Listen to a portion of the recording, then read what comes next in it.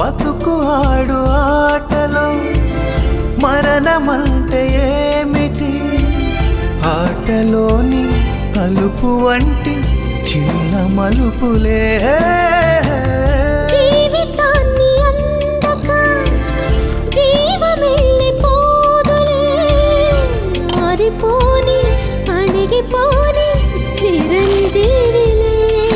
తల నిండుగా శీసులే, ఇక నిండుగా ఆశలే, యముని పాశమే బిగుసుకున్నను.